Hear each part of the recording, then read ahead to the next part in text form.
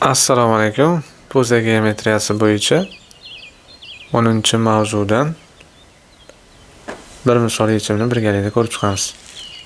Hop, berilganlardan foydalanib bo'yalgan sohani yuzasini topishimiz kerak. Dastlab e'tiborimizni birinchi bo'lib ABD uchburchakka qaratamiz.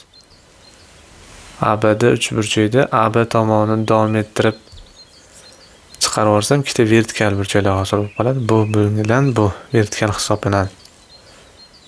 Shundan bu alfaga teng bo'lsa, vertikal burchak bo'lib, bu ham alfa bo'ladi. Buni ham alfa degan. Endi ABD uchburchakda AC tashqi burchagining bissektrissasi bo'lib qoldimi? AC tashqi burchagining bissektrissasi. 3-bir burchagining bissektrissasi pastga tushdi. Endi tashqi bissektrissa bo'yicha poza geometriyasida xossa bor edi.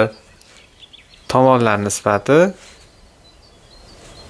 8/4 teng edi. Shu 8lik tomonining uchidan bissektrissa tushgan joygacha bo'lgan masofa. D'dan C'gacha m deb kiritib olaylik.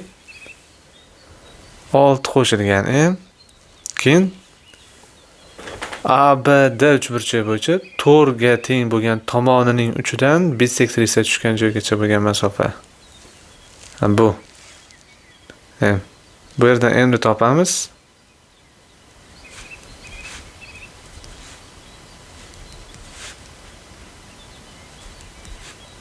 Olti degan xulosaga kelar ekanmiz. M teng 6.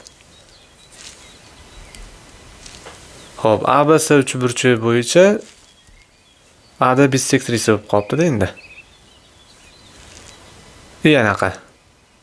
Bissektrissa deyman. Mediana. Mediana yuzani teng 2 ga bo'lam.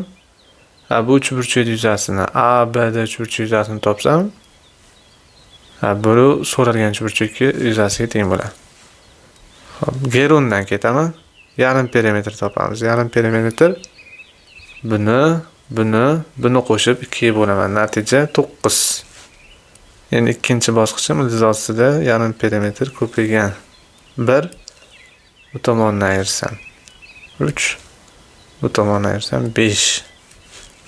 Shunda natija 3 ildizda 15 degan xulosaga kelar ekanmiz. Bajavob.